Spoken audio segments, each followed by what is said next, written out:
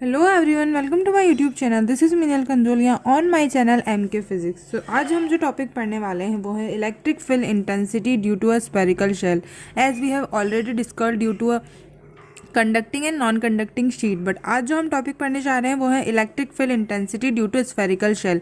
ठीक है, तो स्फेरिकल शेल होती किस तरह की है, उसकी वजह से हम इलेक्ट्रिक फील्ड इंटेंसिटी कैलकुलेट करेंगे। ठीक है, तो अगर हम स्फेरिकल शेल देखें तो स्फेरिकल शेल का मतलब इस तरह का कोई एक स्फेयर हो। अब शेल का मतलब कि है वो उसके अंदर कुछ भी पार्ट नहीं है। सपोज मतलब उसके अंदर जो है वो होलो है और ओनली बाहर का जो पार्ट है वो किस टाइप में है, स्फेयर के शेप में है। ठीक है, तो इसको हम बोलते हैं स्फेरिकल शेल।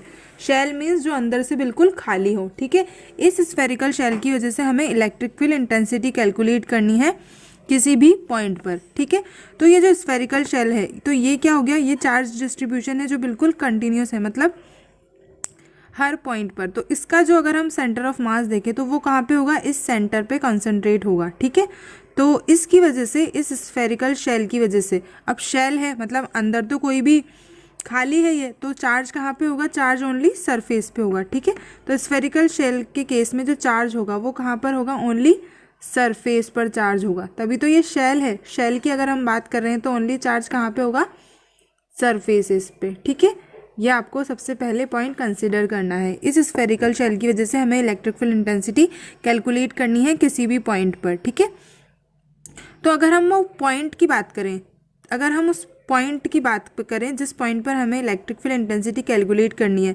तो वो क्या होगा, उसके तीन तरह से पॉसिबल हो सकता है। ठीक है, तो तीन तरह से पॉसिबल कैसे हो सकता है, या तो वो point outside the spherical shell हो, या फिर वो इनसाइड द स्फेरिकल शेल हो, या फिर वो ऑन द स्फेरिकल शेल हो। ठीक है, ये तो तीन केसेस हैं, ये पॉसिबल हो सकते हैं। ठीक है, तो हम इन तीन केसेस को डिस्कस करेंगे। Due to an spherical shell की वजह से हम इन तीन पॉइंट पर इलेक्ट्रिक फील्ड इंटेंसिटी कैलकुलेट करेंगे अलग अलग मेथड से। ठीक है, तो जो फर्स्ट, अगर हम जो चीज़ें हमें इस स्फेरिकल शेल के बारे में पता होनी चाहिए, एक तो इसकी charge density and it's distance, मतलब इस पॉइंट P की डिस्टेंस। ठीक है, ये तो अगर हम सेंटर ऑफ स्फेरिकल शेल माने तो। ठीक है, ठीक है, तो सबसे पहले हम ये नोट डाउन कर लेते हैं कि हमने क्या क्या चीज़ एज्यूम की है। To find the electric field intensity due to an any shape, किसी भी शेप को अगर हम, किसी भी शेप की वजह से अगर हम इलेक्ट्रिक फील्ड, चार्ज डिस्ट्रीब्यूशन की वजह से अगर हम इलेक्ट्रिक फील्ड कैलकुलेट करें तो हम कैसे कर रहे हैं, सबसे पहले हम गॉसियन सरफेस एज्यूम कर रहे हैं, फिर उस गॉसियन सरफेस के थ्रू इलेक्ट्रिक फ्लक्स कैलकुलेट कर रहे हैं।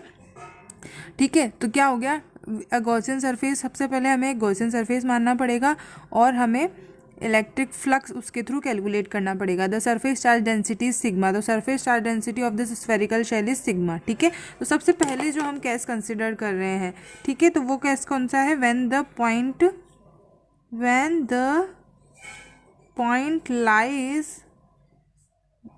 Point lies outside the shell. ठीक है, जब पॉइंट आउटसाइड द शेल हो, मतलब जो small r is greater then r, तो यहाँ पे जो कैपिटल R है वो क्या है, कैपिटल R है जो है वो है शेल की रेडियस। ठीक है, कैपिटल R जो है इस शेल की रेडियस है।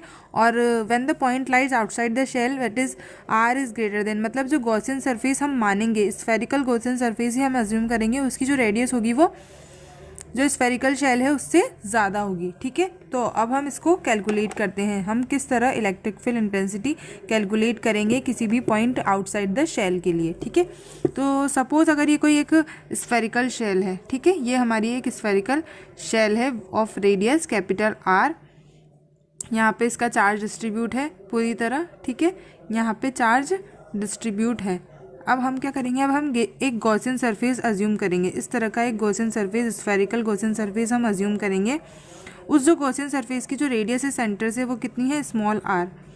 ठीक है, उस गॉसियन सरफेस के थ्रू हमें इलेक्ट्रिक फ्लक्स कैलकुलेट करना पड़ेगा। ठीक है, तो इलेक्ट्रिक फ्लक्स हम जानते ही हैं। अगर हम देखें जो टोटल चार्ज इनक्लोज होगा, जो टोटल चार्ज इनक्लोज क्या होगा, यहाँ पे टोटल चार्ज जो इनक्लोज होगा वो यहाँ पे हम मान लेते हैं कैपिटल Q, क्योंकि Q चार्ज है इस स्फेरिकल शेल के ऊपर, जो चार्ज है वो कितना है, कैपिटल क्यू, ठीक है। और फ्रॉम द गॉस लॉ से हम जानते हैं कि E dot D S will be is equals to Q upon epsilon naught, ठीक है।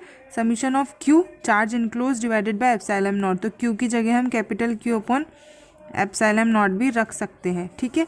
अब इलेक्ट्रिक फील्ड इंटेंसिटी जो है, इलेक्ट्रिक फील्ड की वैल्यू हमें कैलकुलेट करनी है, ठीक है। तो इलेक्ट्रिक फील्ड हम कैलकुलेट करें और इंटीग्रेशन करें, किसका करें, सरफेस एरिया, ये जो स्फेयर है, स्फेरिकल शेल के सरफेस एरिया का इंटीग्रेशन करें और क्यू अपॉन एप्सिलॉन नॉट, तो यहाँ पर है ही सही, ठीक है। तो अगर हम देखें तो surface area of the spherical shell क्या होता है, जो surface area of the spherical shell होता है वो होता है pi are square, 4 pi are square, ठीक है। तो surface area of the spherical shell होता है 4 पाई आर स्क्वायर, ठीक है। तो हम सरफेस एरिया की जगह डायरेक्ट वैल्यू पुट करेंगे तो क्या होगा, क्यू अपॉन एप्सिलॉन नॉट, ठीक है। तो इलेक्ट्रिक फील्ड की जो वैल्यू आएगी वो आएगी 1/4 pi epsilon naught Q upon R square, ठीक है। आर यहाँ पे क्या है, ये है radius of the Gaussian surface, small R जो है वहाँ यहाँ पर है रेडियस ऑफ गॉसियन सरफेस। ये आपको ध्यान रखने वाली बहुत ज़्यादा इंपॉर्टेंट चीज़ है कि हमें कौन से सरफेस की आर लेनी है, और जो कैपिटल आर है वो क्या है, radius of the shell, radius of shell, ठीक है। तो ये जो फॉर्मूला है, ये हम फॉर्मूला अभी तक भी पढ़ते आ रहे थे, क्या फॉर्मूला था हमारे पास, K Q upon R square, K Q upon R square क्या था, electric field intensity due to a point charge, ठीक है। तो हम इस फॉर्मूले से एक कंक्लूजन निकाल सकते हैं कि जो electric field intensity spherical shell की वजह से है, वही इलेक्ट्रिक फील्ड इंटेंसिटी एक पॉइंट चार्ज की वजह से भी होती है। तो क्या होगा, the total charge of the shell, the total charge of the shell is assumed to be concentrated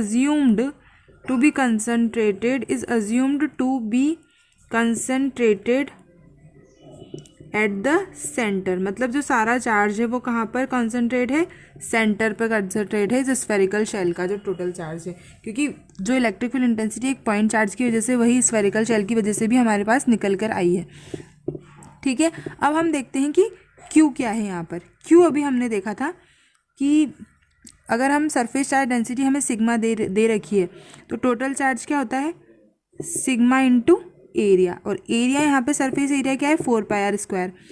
तो अगर हम Q कैलकुलेट करें, ठीक है, तो Q will be is equals to sigma into 4 pi are square. अब आर किस चीज़ का होगा, स्फेरिकल शेल का, sigma into 4 pi are square, R होगा यहाँ पे स्फेरिकल शेल का, क्योंकि हमें सरफेस चार्ज डेंसिटी वो किसकी दे रखी है, स्फेरिकल शेल की, तो 4 पाई आर स्क्वायर, ठीक है। इसीलिए मैंने आपको कहा है कि आर की जो वैल्यू है वो आपको याद रखना बहुत ज़रूरी है। Capital R is the radius of the shell, where small R is the radius of the Gaussian surface. तो यहाँ पे हम गॉसियन सरफेस की बात कर रहे थे, पर यहाँ पर हम चार्ज इनक्लोज की बात कर रहे हैं। तो चार्ज तो किस में है, सिर्फ स्फेरिकल शेल की वजह से ही चार्ज इनक्लोज है, इसीलिए जो यहाँ पे टोटल चार्ज निकल कर आया है वो क्या आया है, sigma into 4 pi are square, ठीक है। अब इस वैल्यू को हम इस फॉर्मूले में पुट करेंगे, तो हमारे पास जो इलेक्ट्रिक फील्ड इंटेंसिटी आएगी वो क्या आएगी,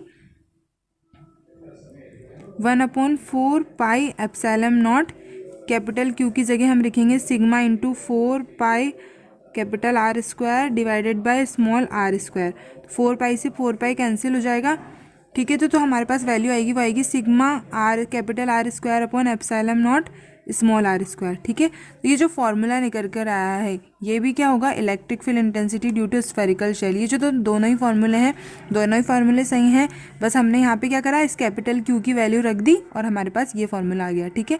तो this is the formula for the electric field intensity due to spherical shell. Electric field intensity due to spherical shell, electric field intensity due to spherical shell when the point lies outside the shell, ठीक है। इस shell के बाहर अगर कोई point lies करे तब electric field intensity की जो वैल्यू है वो क्या होगी, sigma K Q upon R square and sigma R square upon epsilon naught R square. अब हम जो हमारे पास जो सेकेंड जो हमारे पास ऑप्शन है which is when the point lies on the spherical shell, तब इलेक्ट्रिक फील्ड इंटेंसिटी की वैल्यू क्या होगी वो हम कैलकुलेट करेंगे। ठीक है, जो नेक्स्ट जो कैसे हमारे पास वो है when the point lies on the shell. ठीक है, तो अभी हमने जो जो चीज़ें देखी थी उसमें वो हम वापस से ड्रॉ कर लेते हैं कि सपोज ये कोई एक शेल है, स्फेरिकल शेल, ये जो रेडियस है ये है स्मॉल आर। ठीक है, स्फेरिकल शेल पे यहाँ पे चार्ज डिस्ट्रीब्यूट है पूरी जगह पर। ठीक है, यहाँ पे जो चार्ज डिस्ट्रीब्यूट है, इस point lies on the shell. अब हमें इलेक्ट्रिक फील्ड इंटेंसिटी कैलकुलेट करनी है इस पॉइंट पी पर जो कि शेल पर ही है। तो पॉइंट पी की जो डिस्टेंस होगी सेंटर से वो कितनी होगी, वो भी स्मॉल आर ही होगी। ठीक है, तो अगर हम यहाँ पर केस देखें तो यहाँ पर जो केस बन जाएगा वो क्या होगा, small R will be is equals to capital R.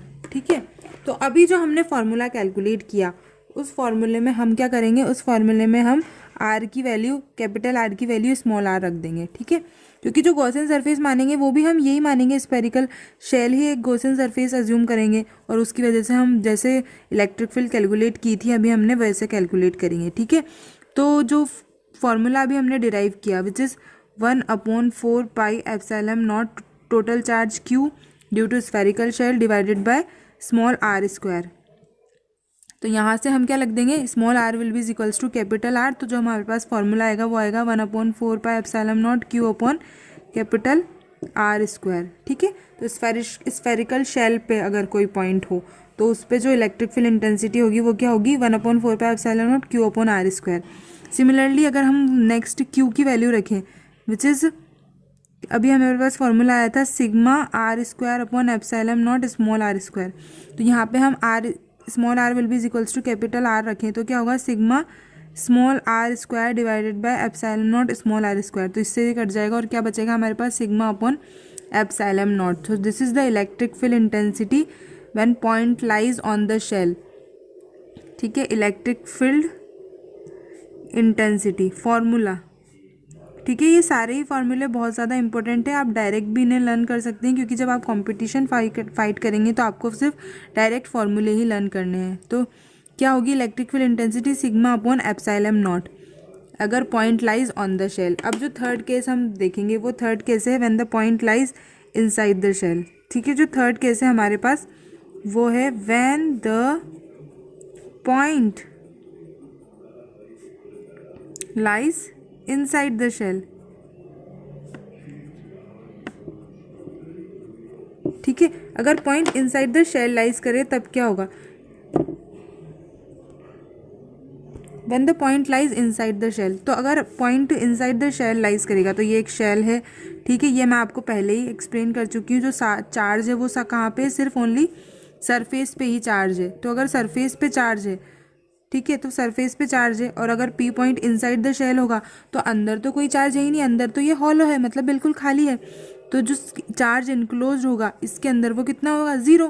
तो जब चार्ज ही ज़ीरो है तो इलेक्ट्रिक फील्ड इंटेंसिटी अंदर इस पी पॉइंट पर तो कुछ होगी ही नहीं क्योंकि चार्ज तो सिर्फ सरफेस पर है। तो जब चार्ज ज़ीरो है तो अगर हम इसकी फॉर्मूला लिखें 1/4 pi epsilon naught Q upon R square, तो क्यू की वैल्यू जो है यहाँ पे कितनी है, ज़ीरो। तो जो इलेक्ट्रिक फील्ड इंटेंसिटी की वैल्यू है, क्यू की वैल्यू है ज़ीरो है, तो इलेक्ट्रिक फील्ड इंटेंसिटी की जो वैल्यू है वो भी होगी ज़ीरो। तो electric field intensity inside the spherical shell is, अगर हम यहाँ पर लिखना चाहें तो क्या लिखेंगे, electric field intensity inside the spherical shell, electric field intensity inside the spherical shell, inside the spherical shell is zero, spherical shell is zero. ठीक है, तो electric field intensity inside the spherical shell is zero. ठीक है, अब हम जो next case देखेंगे, next case अगर हम बात करें तो वो क्या है, electric field intensity, electric field intensity due to conducting sphere. ठीक है, अगर हम कंडक्टिंग स्फेयर की बात करें तो कंडक्टिंग स्फेयर और नॉन कंडक्टिंग में क्या फ़र्क है ये मैं आपको स्टार्टिंग में बता चुकी हूँ कि अगर हम कंडक्टिंग स्फेयर की बात करें तो क्या होगा, इलेक्ट्रिक फील्ड जो होगा इलेक्ट्रिक फील्ड मतलब जो चार्ज होगा कंडक्टर में क्या होता है, कंडक्टर में चार्ज सिर्फ सरफेस पर ही होता है। ये आपको सबसे ज़्यादा इंपॉर्टेंट पॉइंट है।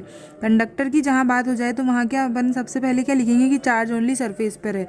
तो electric field intensity due to conducting sphere, conductor की अगर हम बात करें तो क्या होगा, चार्ज सिर्फ सरफेस पर है। तो ये स्फेरिकल शेल बन गया कि नहीं बन गया। अगर हम देखें कंडक्टिंग जो स्फेयर है वो क्या होगा, स्फेरिकल शेल की तरह बिहेव करेगा, क्योंकि चार्ज तो सिर्फ कंडक्टर पे है, ये अंदर से खाली नहीं है, अंदर भी मेटल है, पर चार्ज सिर्फ सरफेस पर है, चार्ज अंदर बिल्कुल भी नहीं है कंडक्टिंग स्फेयर के केस में। ठीक है, तो इलेक्ट्रिक फील्ड इंटेंसिटी की जो हमने फॉर्मूले निकाले हैं, इलेक्ट्रिक फील्ड इंटेंसिटी ये जो फॉर्मूले हमने स्फेरिकल शेल के केस में निकाले हैं वही क्या अप्लाई होंगे कंडक्टिंग स्फेयर के केस में भी। तो electric field intensity due to conducting sphere is same as spherical shell. तो स्फेरिकल शेल के केस में जो हमने फॉर्मूले डिराइव किए हैं वही क्या होंगे कंडक्टिंग स्फेयर के केस में भी होगा, क्योंकि अंदर तो कोई चार्ज है ही नहीं। तो जब अंदर चार्ज नहीं है तो यहाँ पर electric field intensity inside the sphere conducting shell क्या होगी, ज़ीरो। ठीक है, ये बहुत ज़्यादा इंपॉर्टेंट चीज़ है। ठीक है, तो आपके 2 पॉइंट क्लियर हो चुके हैं। नेक्स्ट जो टॉपिक हम पढ़ेंगे वो नेक्स्ट वीडियो में पढ़ेंगे। Thank you. Please like share and subscribe my channel.